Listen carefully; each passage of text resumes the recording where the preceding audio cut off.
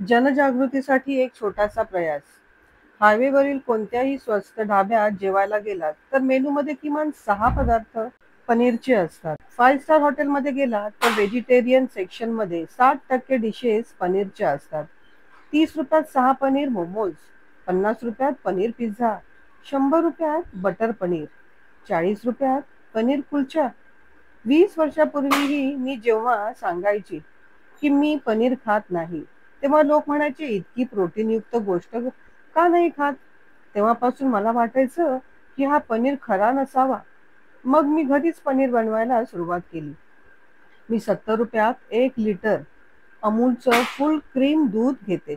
त्यातून साधारण 200 ग्राम पनीर मिळतं. म्हणजेच 1 किलो पनीर बनवण्यासाठी 5 लिटर दूध लागतं, ज्याची किंमत 350 रुपये होते. म्हणजेच खऱ्या दुधाचा पनीर बनवला तर त्याची किमान किंमत 350 रुपये तरी येते.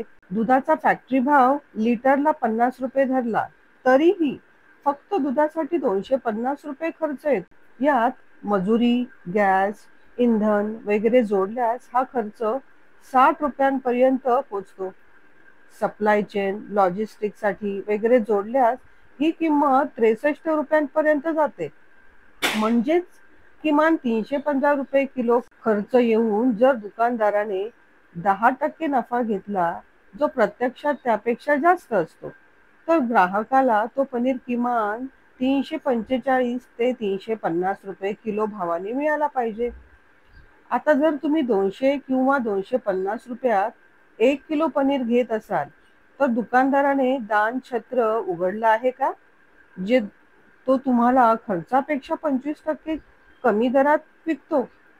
खऱ्या पनीरची किंमत आणि प्रमाण समजून घ्यायचं असेल तर घरी पनीर बनवून पहा, मग कळेल. मग येतो ॲनालॉग पनीर, म्हणजेच पनीर सारखा दिसणारा आणि त्याच्या टेक्स्चर सारखा पदार्थ, ज्याचे मुख्य घटक म्हणजे पावडर दूध, वनस्पती तेल, पाम ऑइल, आरारोट, स्टेबिलायझर्स आणि डेव्हलपिंग एजंट्स.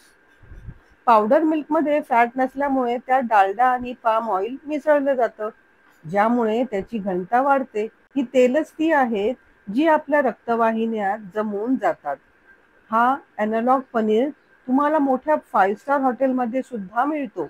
भले तुम्ही पनीर टिक्का खात असाल किंवा पनीर दो प्याजा, याहूनही खालच्या दर्जाचा असतो.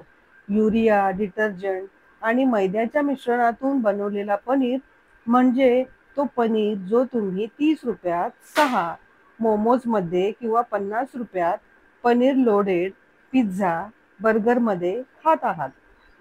हा युरिया थेट तुमच्या मूत्रपिंड आणि यकृतावर हल्ला करतो आणि दीर्घकाळ सेवन केल्यास जीवघेणाही ठरू शकतो.